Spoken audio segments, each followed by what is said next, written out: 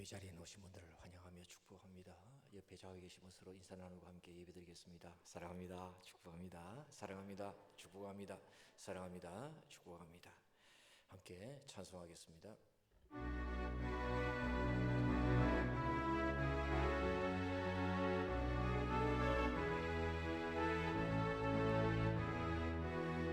우리들을 위해 십자가에 못 박혀 모든 죄를 용서하사 의인 삼아 주신 주, 어떤 일이 있어도 나를 버리지 않고 죽기까지 사랑하신 나의 귀한 예수님, 내 마음의 자리, 가장 귀한 자리 주옵소서. 앉으소서. 주님 나의 몸에 내 마음의 자리, 가장 귀한 자리 주옵소서. 다스리소서. 주님만 나의 내 마음의 한자리, 내 마음의 한자리, 가장 귀한 자리 주옵소서. 앉으소서. 주님만 나의 은혜, 내 마음의 자리, 가장 귀한 자리 주옵소서. 다스리소서. 주님만 나의 마음속에 어려움이 있을 때, 마음속에 어려움이 있을 때, 마음속에 어려움이 있을 때 주님 내게 문주사 내 마음을 만지, 주님 앞에 나올 수 없을 때, 주님 앞에 나올 수 없을 때, 주님 앞에 나올 수 없을 때 주님 말 문드러시네. 그 날 사랑하시는 내 하나님의 손, 내 모든 걸 돕고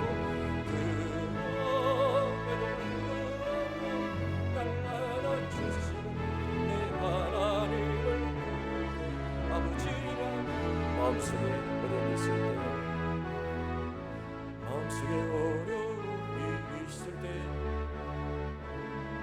이 마음속에 어려움이 있을 때, 마음속에 어려움이 있을 때 주님 내게 문주사 내 마음을 만지, 주님 앞에 나올 수 없을 때, 주님 앞에 나올 수 없을 때, 주님 앞에 나올 수 없을 때 주님 나의 눈여주시,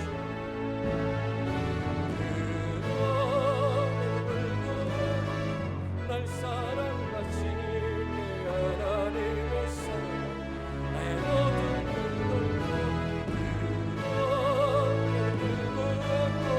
날 안아주시니, 그럼에도 불구하고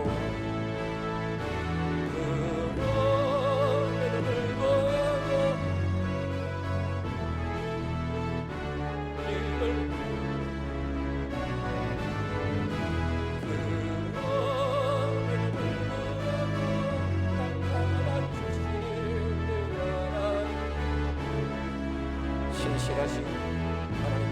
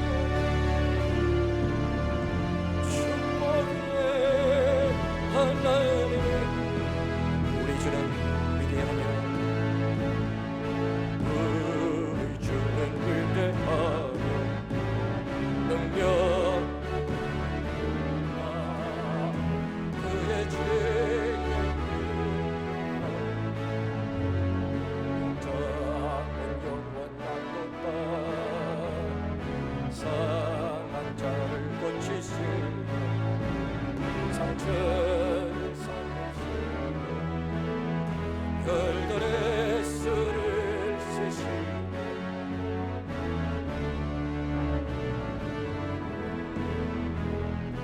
그가 구름으로 하늘을 보시고 땅을 위하여 예루살렘의 찬송할지로 내가 감사 그 앞에 나가며 주님 앞에 그가 구름으로 하늘을 덮으시고 땅을 하얗게 준비하시니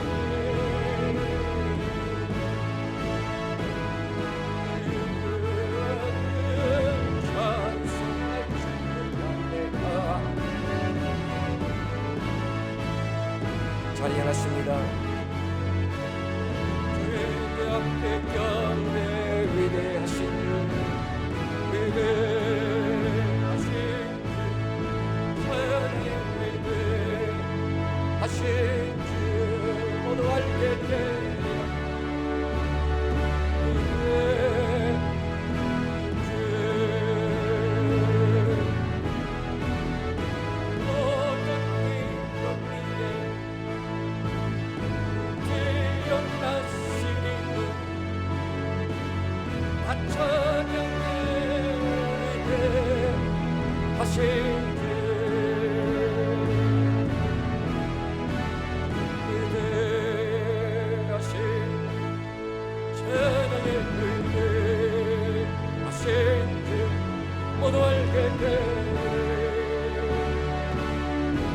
이곳에 오셔서 이곳에 앉으소서 이곳에서 주님의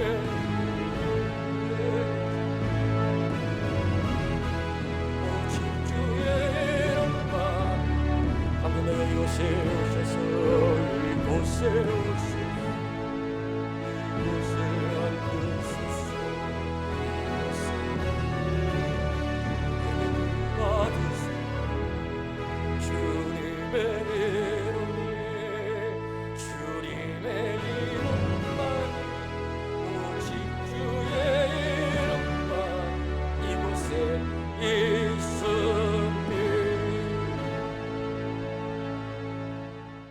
우리의 신앙을 다 함께 사도신경으로 고백합니다.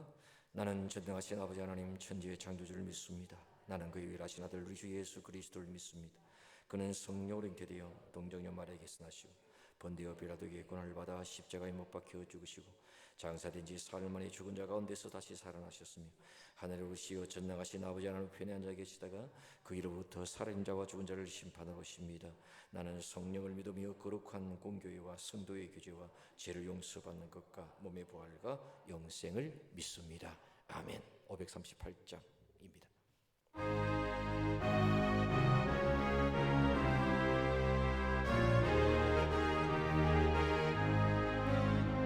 죄짐을 지고서 보나그 내 마음속에 주 영접한 세상 되기를 원하거든 내 구주를 영접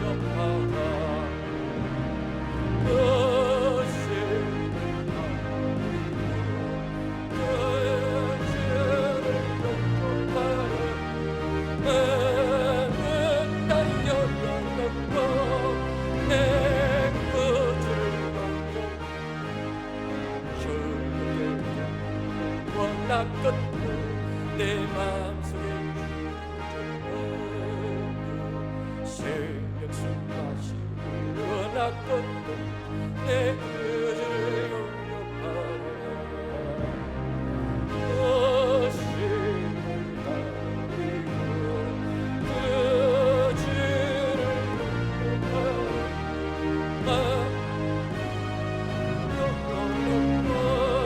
내 거주를 영접하라. 진실한 친구를 원하건도 내 마음속에 주 영접하여 영만의 평강을 내 구주를 영접하라. 그 신을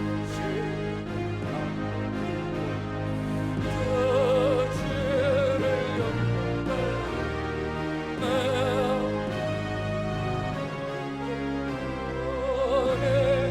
그 주를 영접하라.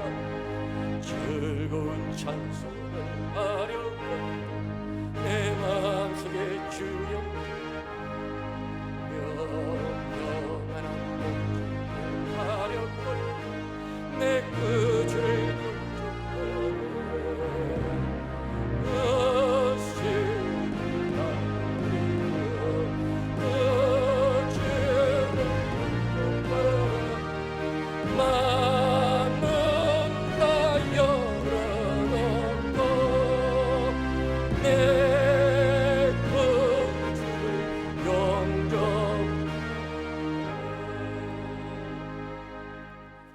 아멘.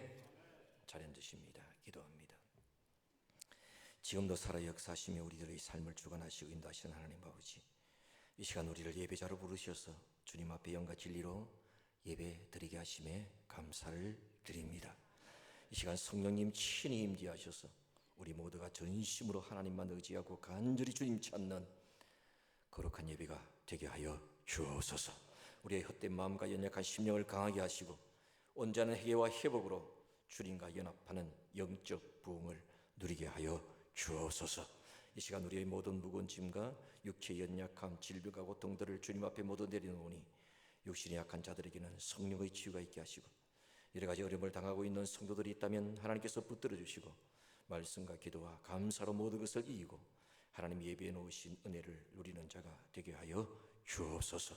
주님의 온된 교회를 위하여 기도합니다. 주님께서 세우신 우리 교회가 말씀과 기도로 성령으로 충만하여 하나님의 꿈을 꾸며 진리 안에서 든든히 서가며 성령의 역사가 나타나는 교회가 되게 하여 주옵소서.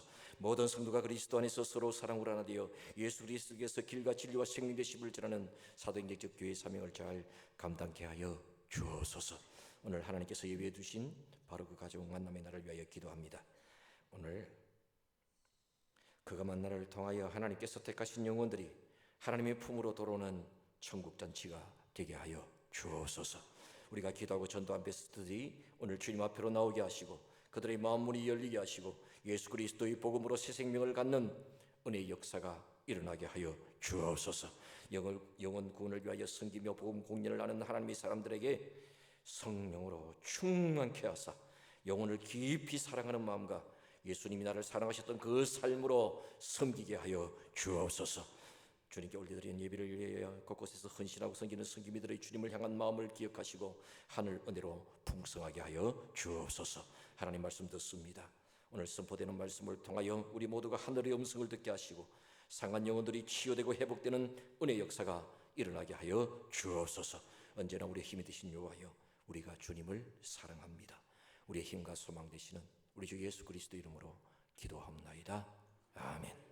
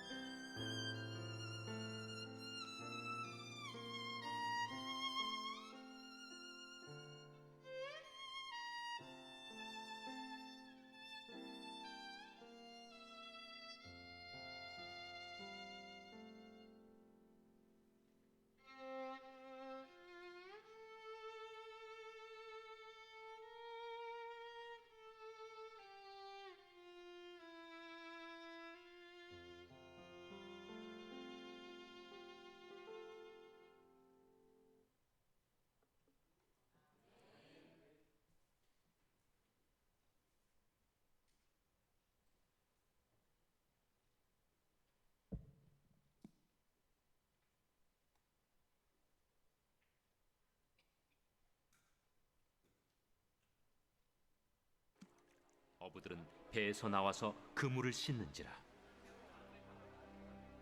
예수께서 한 배에 오르시니 그 배는 시몬의 배라. 육지에서 조금 떼기를 청하시고 앉으사 배에서 무리를 가르치시더니 말씀을 마치시고 시몬에게 이르시되, 깊은 데로 가서 그물을 내려 고기를 잡으라. 선생님, 우리들이 밤이 새도록 수고하였으되 잡은 것이 없지만은 말씀에 의지하여 내가 그물을 내리리이다. 그렇게 하니 고기를 잡은 것이 심히 많아 그물이 찢어지는지라. 이에 다른 배에 있는 동무들에게 손짓하여 와서 도와달라 하니 그들이 와서 두 배의 채움에 잠기게 되었더라. 시몬 베드로가 이를 보고 예수의 무릎 아래에 엎드려 이르되, 주여, 나를 떠나소서. 나는 죄인이로소이다. 이는 자기 및 자기와 함께 있는 모든 사람이 고기 잡힌 것으로 말미암아 놀라고 세베대의 아들로서 시몬의 동업자인 야고보와 요한도 놀랐습니다. 예수께서 시몬에게 이르시되, 무서워하지 말라. 이제 후로는 내가 사람을 취하리라. 그들이 배들을 육지에 대고 모든 것을 버려두고 예수를 따르니라. 아멘. 하나님, 오늘 우리에게 주시는 말씀의 제목을 함께합니다. 내 인생을 책임지시는 하나님. 1부 예배와 2부 예배의 설교가 다릅니다. 같은 본문이지만 예수님께서 이른 아침 갈릴리 바다 일명 게네사라 호숫가에서 무리에게 하나님 말씀을 전하십니다. 1절에 보면 시간이 흐르자 점점 많은 사람이 예수님 주위에 몰려들기 시작했습니다. 예수님에 대한 소문을 듣고서 예수님께로 나오기 시작한 것입니다. 얼마나 많은 사람들이 몰려와 예수님의 주변을 에워쌌는지 말씀을 제대로 전하기가 어려울 정도였습니다. 그러자 예수님께서는 더 나은 장소를 찾기 위하여 주위를 둘러보셨고 호숫가에 있는 배 두 척 가운데 한 배에 오르셨습니다. 3절에 보면 그 배는 시몬의 배였는데 주님은 이 베드로에게 배를 육지에서 조금 떼기를 청하십니다. 그리고 그 배에 앉아 자유롭게 하나님의 말씀을 가르치기 시작하셨습니다. 여러분, 지금 예수님께서 타신 시몬의 배는 어떤 배였습니까? 5절에 보면 이 시몬의 배는 게네사렛 호숫가에서 밤새도록 그물을 던져 고기를 잡으려 했지만 한 마리도 잡지 못한 빈 배였습니다. 여러분, 오늘 본문에 보면 지금 시몬이 밤새도록 그물을 던져 고기를 잡으려 했던 장소를 게네사렛 호숫가 그렇게 기록합니다. 우리가 흔히 부르는 갈릴리 바다를 게네사렛 호수로 부르는 그것은 북서쪽에 있는 게네사렛 평원의 지명 때문인데 그 이름은 풍족하다는 게네와 정원이라는 사렛 합쳐진 이름으로서 풍요의 정원이라는 의미입니다.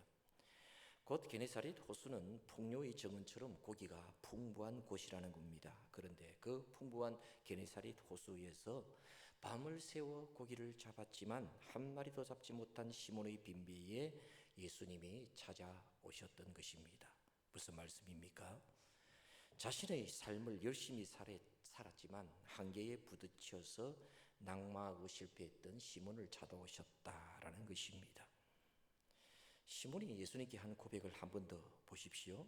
5절, 선생님, 우리들이 밤이 새도록 수고하였으되 잡은 것이 없지만은 아무리 밤새 노력해도 매번 그물은 텅 비어서 올라왔던 겁니다.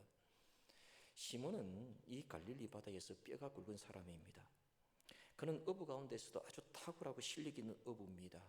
그는 어부 일로 말하면 전문가 중에 전문가입니다. 그런데 고기 한 마리도 잡지 못했습니다. 여러분, 우리 또한 한평생을 살아가면서 늘 자신의 배가 넉넉히 채워지기를 원하지만 그렇지 못할 때가 많이 있습니다. 하루길을 걸어도 험한 계곡과 태산 준령을 넘게 되거늘 하물며 사람이 살아가는 한평생에 왜 실패의 순간이 없겠습니까? 낮과 밤, 빛과 어둠이 왜 교차되지 않겠습니까? 갑자기 찾아오는 질병 앞에서 아무리 노력해도 잘 풀리지 않는 사업과 인간관계 속에서 나의 한계를 절망하는 순간이 왜 없겠습니까? 이때 우리는 절망적인 질문을 던질 수밖에 없게 됩니다. 열심히 살아온 나에게 왜 이 질병이 찾아오는가? 도대체 내가 가지고 있는 실력이 무엇인가? 내가 그동안 쌓아왔던 경력은 무엇인가? 내가 그동안 알고 있던 노하우는 쓸만한 것인가? 내가 이 정도밖에 되지 않는 것인가? 이 일을 계속해야 하는 것인가? 이런 질문을 하면서 우리는 무력감, 좌절감, 허무감을 경험하며 자기 자신이 한없이 작아지는 경험을 합니다. 건강의 빈배, 직장의 빈배를 안고 몸부림치기도 하며 때로는 사랑의 빈배를 안고 허탈과 허무에 빠져 괴로워하기도 합니다. 하지만 하나님의 은혜로 하나님의 자녀된 우리가 이때 분명히 기억해야 할 것은 나를 사랑하여 구원하신 주님은 실패와 좌절의 순간에 반드시 나를 찾아오신다는 사실입니다. 주님은 내가 하는 모든 일이 잘 되고 그물에 고기가 넘치게 올라오고 배에 고기가 가득 찼을 때보다 나의 빈 그물과 빈 배를 보시고 더 속히 내 곁 더 가까이 나를 찾아오셔서 자비와 은혜의 손길을 펼치시어 나를 위로하시고 일어서게 하시며 6절의 말씀대로 만선의 기쁨을 누리게 하시는 분이십니다. 따라서 우리가 때때로 삶의 한계에 부딪힐 때 분명히 기억해야 할 것은 한계에 부딪힌 인생의 이 밤은 우리가 절망하고 낙심해야 할 순간이 아니라 주님이 나를 찾아오시는 기회이며 주님을 살아계신 주님으로 만나서 그분의 살아계심을 체험할 수 있는 절호의 찬스라는 그것입니다. 무신론 철학자였던 니체가 기독교를 약자의 종교라고 비판했고 나사렛 예수는 인생의 걸레말을 데리고 다녔다 그렇게 혹평했지만 이 말이 어떤 의미에서는 사실일 수 있지만 니체가 몰랐던 사실은 이처럼 우리 주님은 약한 자를 들어서 강한 자를 부끄럽게 하시고 인생의 걸레 조각들을 불러서 하나님의 나라의 면류관을 삼으시는 분이라는 사실인 것입니다. 그러므로 하나님의 자녀인 우리의 인생에 나타나는 빈배, 한계로 인하여 실패하고 고난당할 때 두려워하지 말기를 원합니다. 그 거대한 문제의 벽으로 인하여 무서워하지 말기를 원합니다. 하나님을 사랑하는 자, 곧 그의 뜻대로 부르심을 입은 자들은 그 문제와 실패로 결코 망하지 않습니다.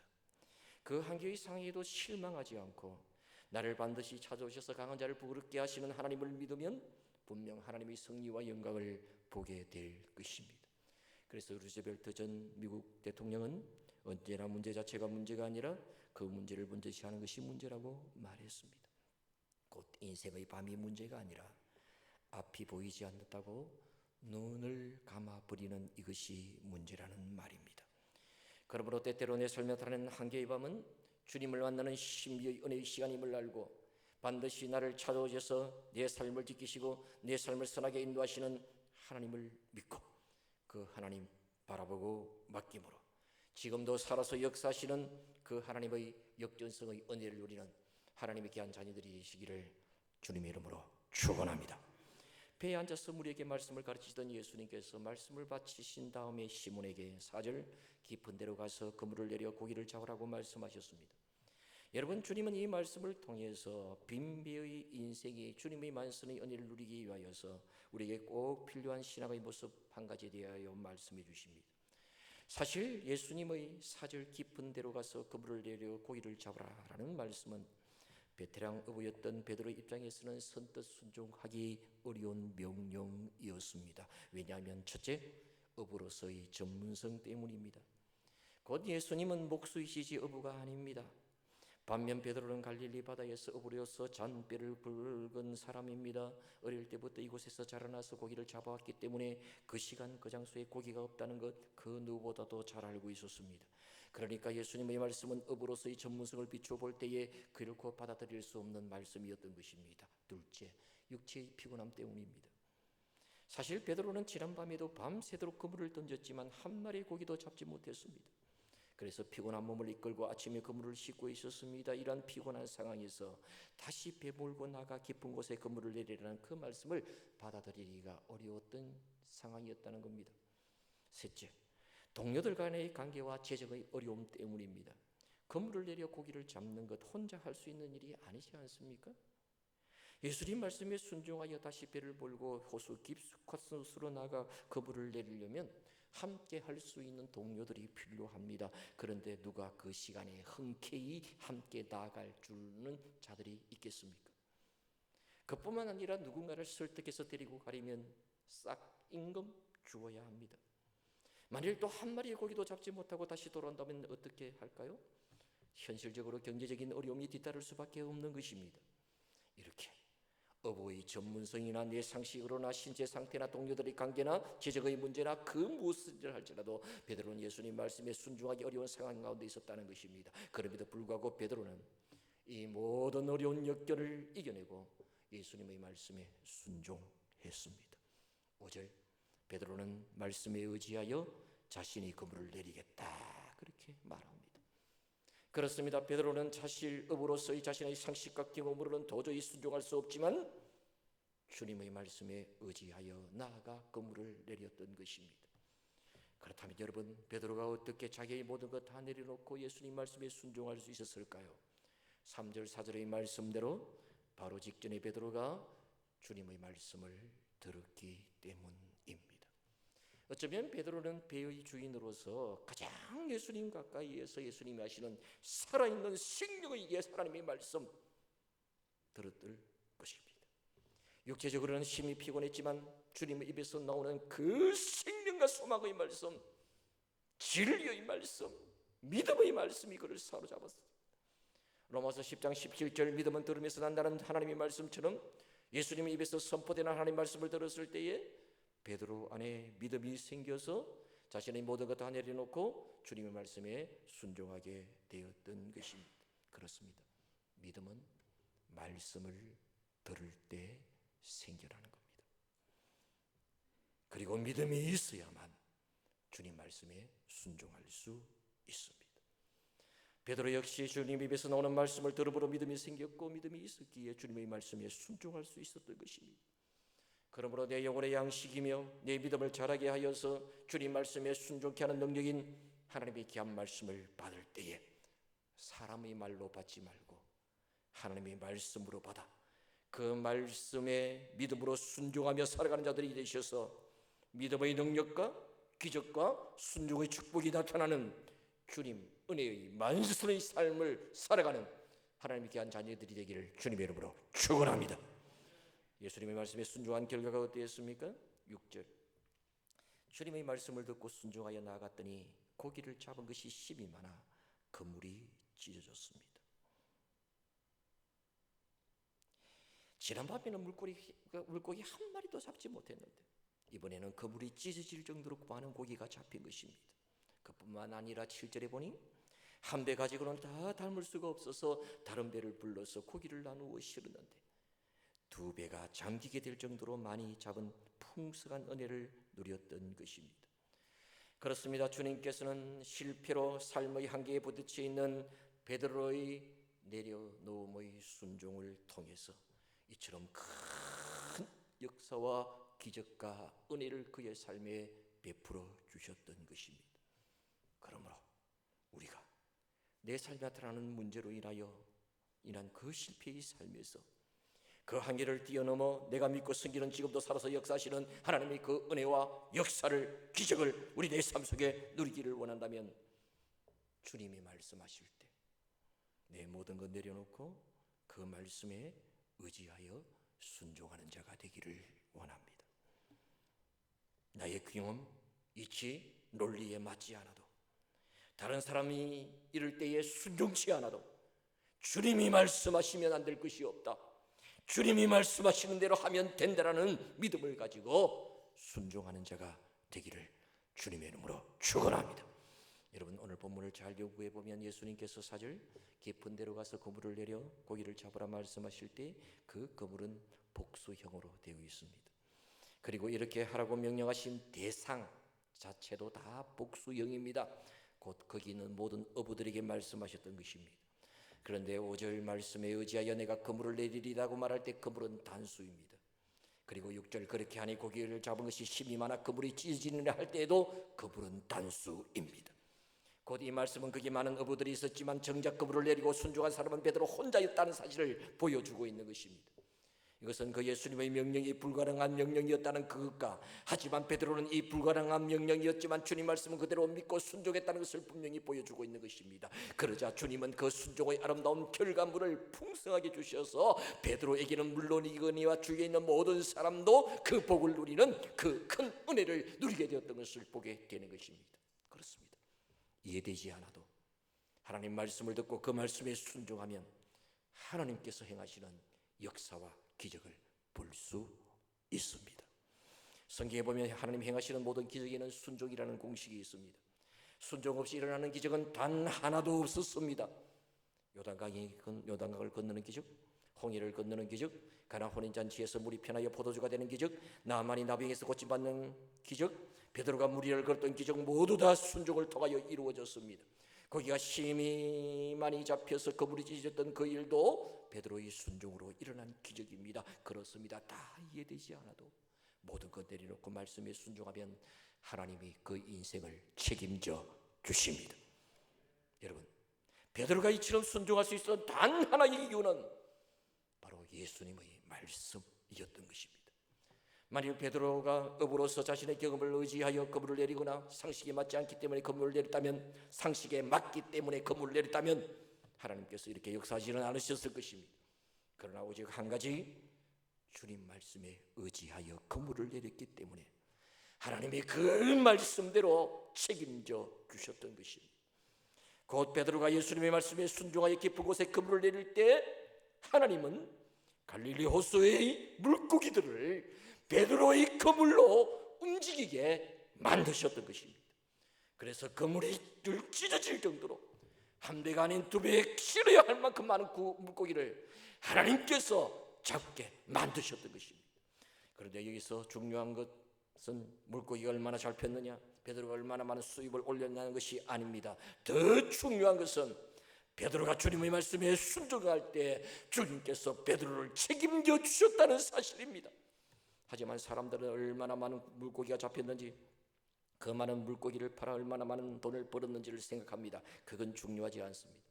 이 기적이 일어난 목적은 경험과 상식을 뛰어넘어 주님 말씀에 순종하면 하나님께서 그 말씀대로 인생을 책임지신다는 것을 우리에게 알려주시기 위함입니다.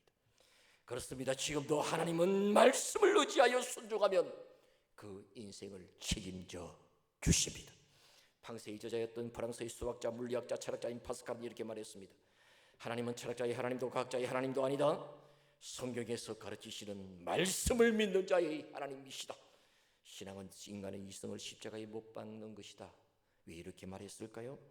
우리가 하나님 말씀에 순종하려고 할 때 우리의 지성과 경험과 상식이 순종의 방해물이 될 때가 많기 때문입니다. 그러므로 우리는 베드로처럼 내 상식과 경험과 한계를 뛰어넘어 말씀대로 순종할 수 있어야 합니다. 그래야 하나님이 책임져 주시는 인생을 살아갈 수 있는 것입니다. 21세기 교회 연구소와 목회 데이터 연구소가 공동으로 기독 청년 700명을 대상으로 기독 청년들의 사회 및 신앙 의식에 대한 조사를 실시했습니다. 기독 청년의 40.4%가 성경 말씀을 지키며 살면 이 사회에서는 성공할 수 없다, 그렇게 답했으며 61.7%가 성경 말씀을 지키며 사는 사람은 내 주위에 별로 없다, 그렇게 답했습니다. 그러니까 기독 청년들 중에 한 명은 성경 말씀대로 살면 성공하지 못한다 생각을 가지고 있는 것입니다. 이런 인식을 갖게 된 이유가 무엇입니까? 성공에 대한 잘못된 가치관을 갖고 있기 때문입니다. 사람들이 보편적으로 생각하는 성공의 평가 기준은 돈과 권력입니다. 그리스도인들에게 돈과 하나님 중 택하라고 하면 주저없이 하나님을 택합니다. 그러나 실제 삶의 현장에서는 다릅니다. 하나님보다 돈을 먼저 택할 경우가 많습니다. 하나님보다 권력이 먼저입니다. 하나님보다 이데올로기, 이념이 우선입니다. 말씀에 대한 이율배반적인 태도를 가지는 겁니다. 여러분, 하나님은 모든 사람의 인생을 책임져 주지 않습니다. 하나님은 아나니아와 삽비라처럼 잔머리를 구리는 사람, 말씀 앞에서 머뭇거리는 사람, 두 마음을 품은 사람, 자기 명철을 더 의지하는 사람의 인생을 결코 책임져 주지 않습니다. 하나님은 베드로처럼 자신의 모든 것 내려놓고 말씀에 의지하여 순종의 발걸음을 내딛는 그 인생을 반드시 책임져 주십니다. 이 말은 부자가 되고 권력을 갖게 해준다는 이야기가 아닙니다. 가난하게 살더라도 약자로 살더라도 말씀에 의지하여 순종하는 인생을 하나님께서 책임져 주시다는 말씀입니다. 성경을 보십시오. 하나님이 어떤 사람의 인생을 책임져 주십니까? 에서입니까? 야곱입니까? 사울입니까? 다윗입니까? 다니엘입니까? 다니엘을 사주군에 쳐놓은 사람들입니까?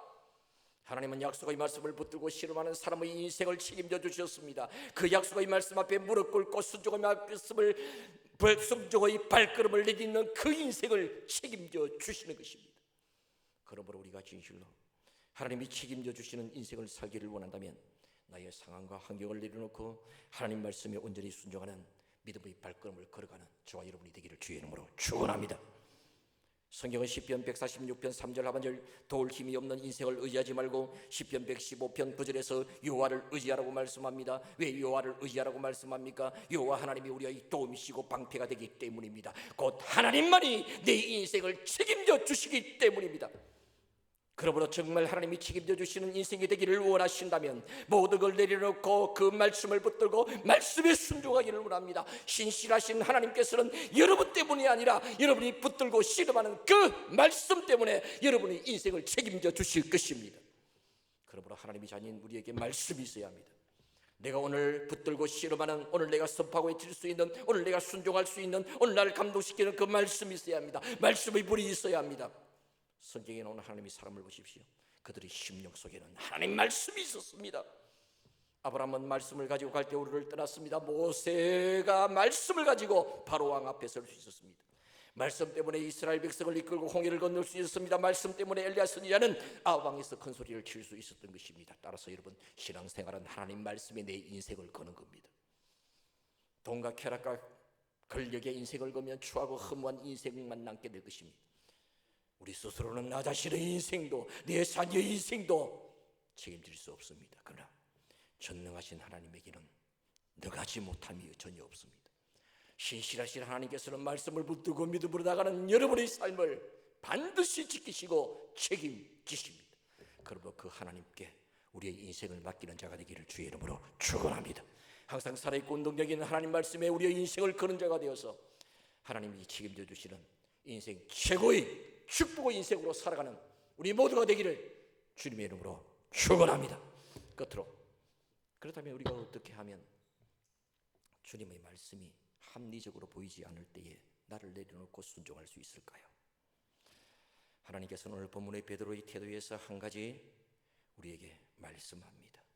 그것은 감정의 소리에 귀 기울이지 않고 하나님의 음성에 귀 기울여야 한다, 그렇게 말씀합니다. 5절 선생님, 우리들이 밤이 새도록 수고하였을 때 잡은 것이 없지만은 말씀에 의지하여 그물을 내리니이다. 베드로의 이 말은 지금 베드로가 그의 동료들이 육체적으로 지칠 대로 지쳐 있음을 나타냅니다. 우리는 육신이 피곤할 때에 새로운 것 하기가 어렵습니다. 우리가 피곤할 때 낙심되며 그리고 부정적이 됩니다. 지금 베드로는 지난밤 밤이 새도록 수고했는데도 아무것도 잡지 못했습니다. 육신은 지칠 대로 지치고 마음 깊이 낙심된 상태였습니다. 이런 상황이라면 감정의 소리에 귀 기울이기가 얼마나 쉬운지 모릅니다.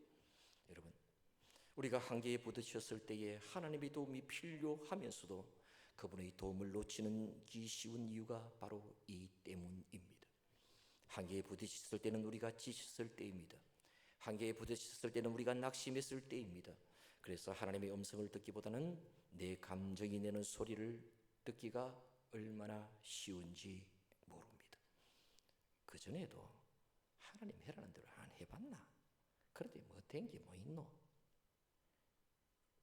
자신이 온전히 내려놓지 못했던 것은 잊어버리고 하나님이 해주시지 않았다는 것, 아무 일도 일어나지 않았던 것만 기억하기가 얼마나 쉬운지 모릅니다. 그러나 우리가 누구의 소리를 듣는가에 따라서 결과는 달라지는 것입니다. 사도 바울이 아시아로 전도하려고 할 때에 성령께서 빌립보로 인도하심으로써 사도 바울이 빌립보에서 복음을 전하다가 많은 매를 맞고 감옥에 갇힙니다. 그런데 그는 사도행전 16장 25절에 보면 한밤중과 같은 상황에도 그는 기도하고 하나님을 찬송합니다. 그리고 하나님께서는 그의 옥문을 열어주시고 간수의 가정을 예수 믿게 하시어서 빌립보 교회를 세우시는 은혜의 역사가 일어납니다. 바울이 어떻게 한밤중의 그 상황에도 하나님을 찬송할 수 있었을까요? 성령께서 가라고 해서 왔는데 어찌 이럴 수가 있나?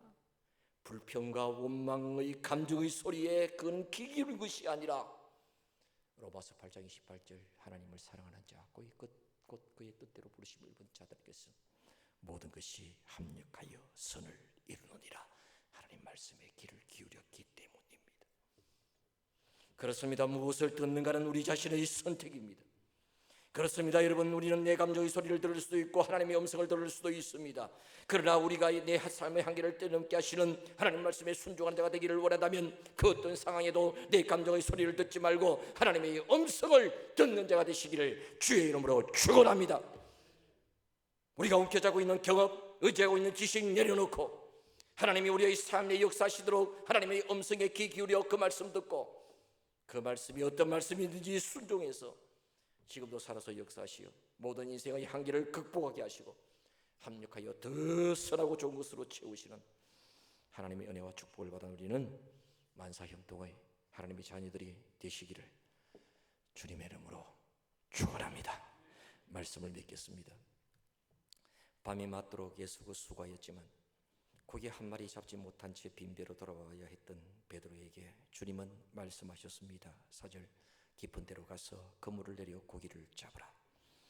고기잡이의 업으로 잔뼈 굵은 베드로에게 인정될 수도 없고 받아들일 수 없는 그 말씀에 베드로가 사로잡혀서 5절 선생님 우리들이 밤이 새도록 수고하였을 때 잡은 것이 없지만 말씀에 의지하여 내가 그물을 내리리이다 그렇게 말하고 그렇게 하니 6절 7절에 보니까 정말 놀라운 일이 일어납니다. 그것은 상식을 뛰어넘고 경험을 뒤집는 기적이었습니다. 엄청나게 많은 고기가 잡히어 그물이 찢어질 지경이 되었습니다. 동료들을 청하여 그물을 길러 올렸더니 2배에 가득 채우고도 남았습니다. 배가 가라앉을 정도가 되었습니다. 여기 찢어질 듯한 그물, 산더미 같은 고기, 가라앉을 듯한 배를 보십시오. 보는 것과 같이 말없이 이렇게 우리에게 웅변을 토하듯 합니다. 말씀이 있는 곳에 능력이 있다고요. 말씀이 있는 곳에 상식과 경험을 뛰어넘는 기적이 있다고요. 순종이 있는 곳에 역전이 있다고요. 순종이 있는 곳에 하나님이 인생을 책임져 주시는 은혜가 있다고요. 오늘도 이 순간에도 우리 길을 울리고 우리 곁을 지나가는 말씀은 그 말씀에 순종하는 자를 찾고 계십니다. 상식과 경험을 뛰어넘어 말씀에 의지하여 그물을 내리는 순종의 사람이 되도록 우리에게 도전하십니다. 그러므로 이날 아침 우리에게 도전하시는 이 주님의 말씀대로 하나님께 우리의 인생을 맡기고 하나님 말씀에 우리의 인생을 걸고 주님이 말씀하시면 내 모든 걸 내려놓고 그 말씀에 순종하며 살아가는 자가 되셔서 하나님께서 내 인생을 책임지시어서 만선이 되게 하시는 은혜와 축복의 인생들이 되시기를 주의 이름으로 축원합니다. 주신 말씀을 생각하며 함께 찬송합니다. 주님 말씀하시면 내가 나아가리다. 찬송하며 성금을 하나님께 올려드립니다.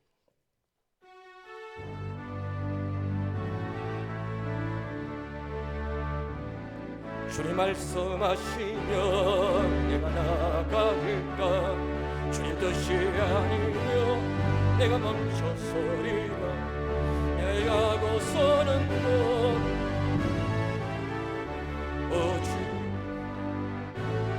주님 말씀하시면 내가 나아가리까. 주님 뜻이 아니면 내가 멈춰서 내가 고서는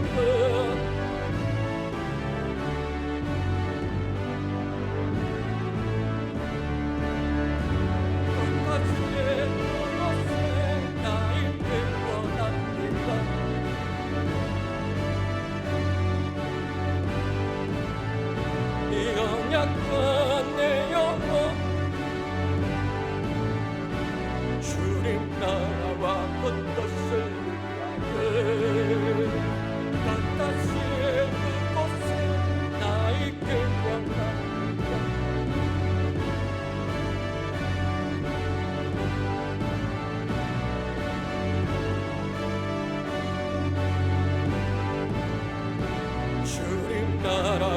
푸른 뜻을 위하여 오직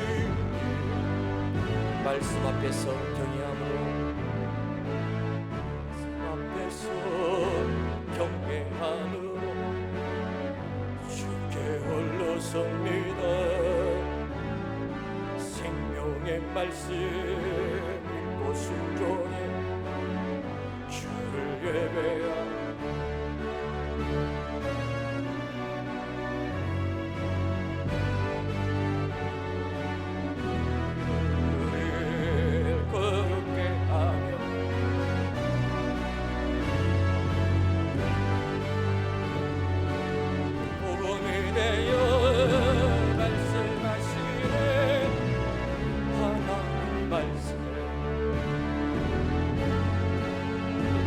말씀의 생명을 찾아지는 주님의 약속을 믿어 하나님 말씀에 운명을 거는 듯 순종하며 주 따라가며 영원한 하나님 나라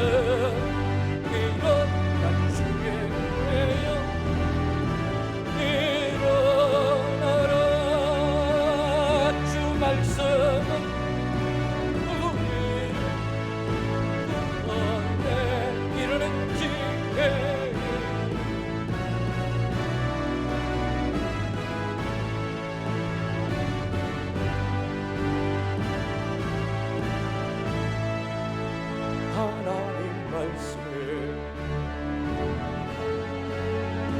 그 말씀에 생명을 거두어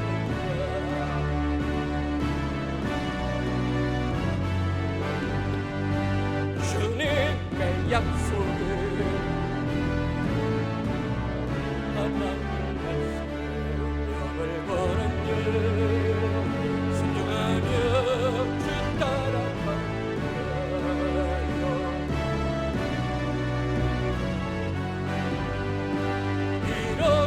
주의 교회여 이어 말씀대로 살아가는 자에게 주 사랑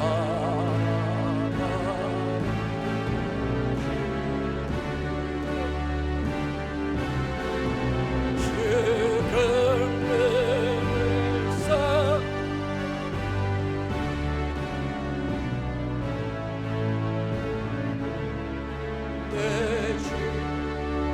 내 인생을 책임지시는 만선의 하나님의 은혜로 인도하시는 그 은혜가 넘쳐날 줄 믿습니다.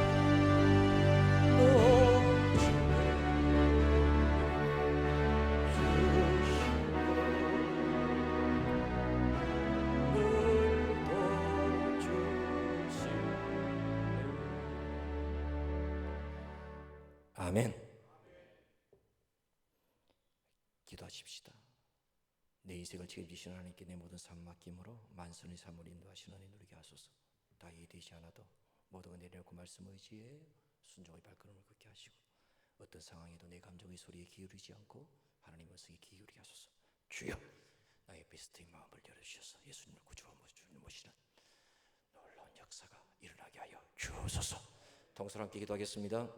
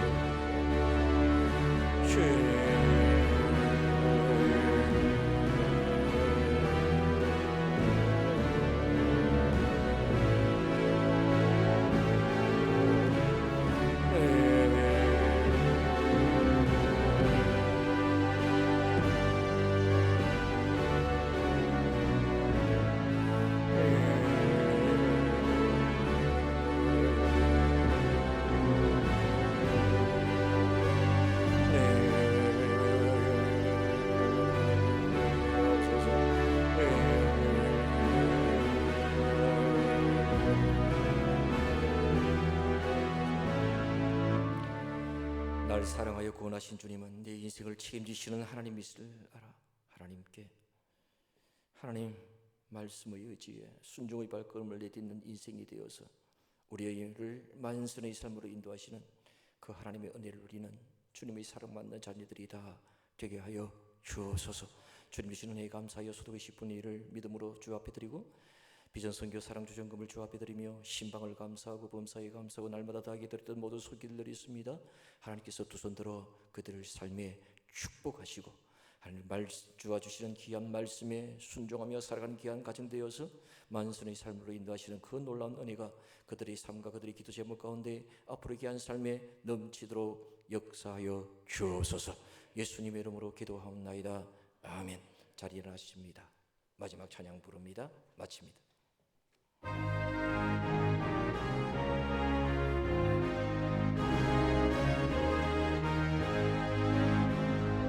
예수가 의뢰를 들으시네 그 음성을 주 앞에 나와서 의뢰를 기다리네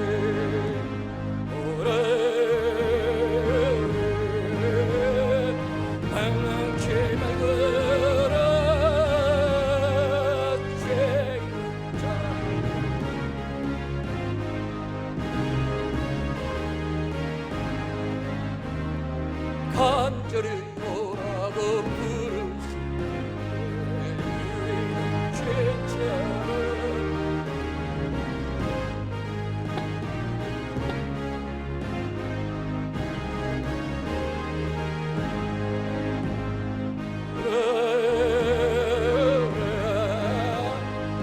당황치 말고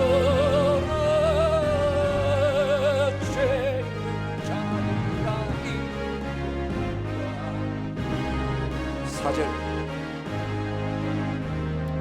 너를 위하여 예비해 두신 영원한 집이 있어 죄 많은 세상을 떠나 영원에 주시네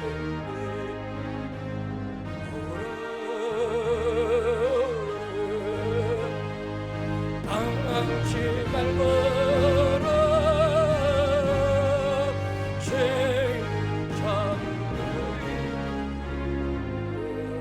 주 예수 앞에 오늘 구원함을 모든 기쁨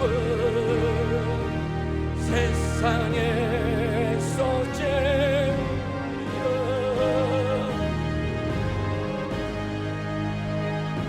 구원함을 얻는 기쁨이 세상에서 제일이라 우리 베스트 대교 행가의 길을 하나 빌려 주옵소서. 한 번 더요.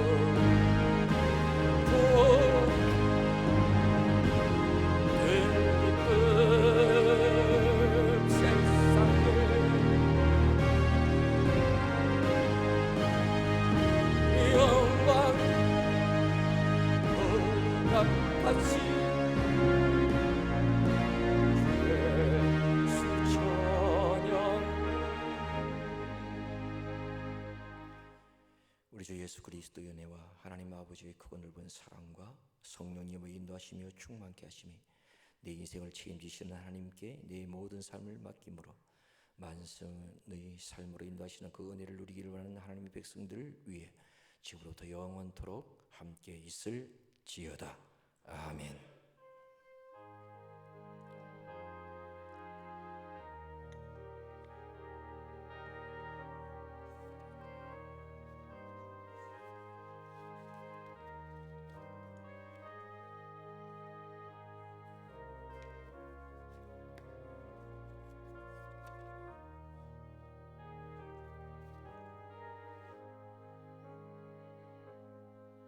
인사 나눕니다. 사랑합니다. 축복합니다. 사랑합니다. 축복합니다. 사랑합니다. 축복합니다. 예, 오늘 바로 그 가정 만남의 날을 할 텐데 여러분 주어진 귀한 삶 속에서 잘 섬겨주시고 그래서 하나님께서 열매를 맺게 하시고 추수하시는 그한 일에 우리가 잘 쓰임받는 사역자가 되기를 원합니다. 그렇게 부탁을 드리고, 베스트를 모시고 오신 분들은 꼭 이렇게 베스트 참석 후기를 들으시면서 받아가셔서 이게 별 적을 게 없습니다. 적고 나중에 마치고 가실 때 제출하시면 또 여러 가지 선물권하고 이렇게 또 티켓도 드립니다. 기억하시고 그렇게 꼭 제출해 주셔서 일들이 잘 진행될 수 있도록, 또 옆에서 잘 모르는 분들에게 또 도와주시고 그렇게 해주시면 좋겠다 생각합니다. 마치고 우리 섬기는 모든 분들은 그 섬김의 자리에서 함께 섬겨가시면 좋겠습니다. 우리 복음 공연자들, 난 예수가 좋다오, 이거 조금 이거 한번 잘 해봐야 될 것 같은데, 연습을 한번 모여서 마치고 잠깐 모여서 한번 잘 못할 것 같아서 제가 마치자마자 다 계실 것 같은데 한 연습 빨리 잠깐 하도록 하겠습니다. 그렇게 해주시고요. 그리고 새벽 기도에 함께 기도하시면서 자녀와 함께 새벽 기도회는 다음 주일은 명절 관계로 12일 날 그렇게 하겠습니다. 금기도 축제는 이번 주간 쉽니다. 그리고 하나님과 함께하는 기도 37번째 거 찾아가시기를 원하옵고, 그리고 여기 없는 광고 좀 이렇게 수정을 해드릴 광고가 있습니다. 다음 주 식사, 섬김과 청소는 중직자 피터입니다. 주부가 그 다음 주 이렇게 나갔는데요. 명단 올려주세요. 예, 기억하시고 다음 주일에 우리 중직자들 부부스터에 함께 수고해 주시면 감사하겠습니다. 오후 예배 2시 10분에 드릴 예정입니다. 그래서 시간을 보고 드리는데 여러분 그 자리에서 한 10분이 더 늦을 수도 있고 될 것입니다. 오후 예배 드립니다.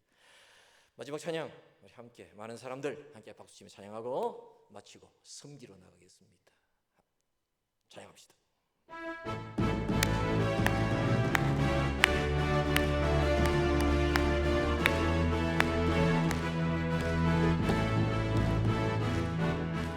많은 사람들 참 진리를 모른 채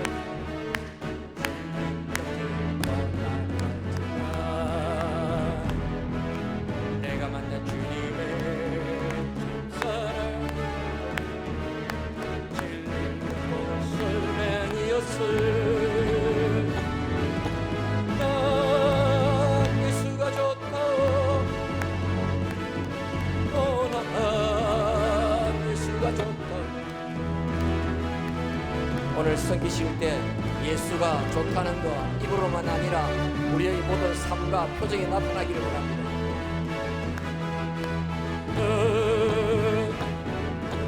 그건 진실자 내게로 내가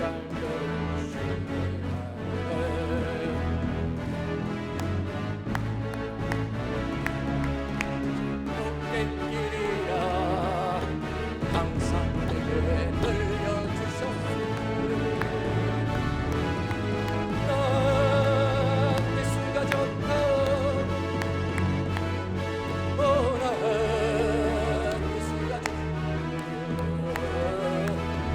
줄 사랑한다는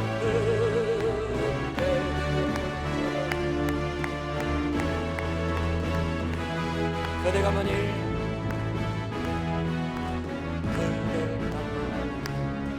참된 행복을 만나보세요. 그분으로 인하여 나와 같이 고백할 것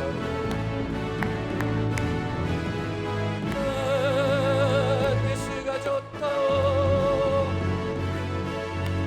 난 예수가 좋다오 줄 사랑한다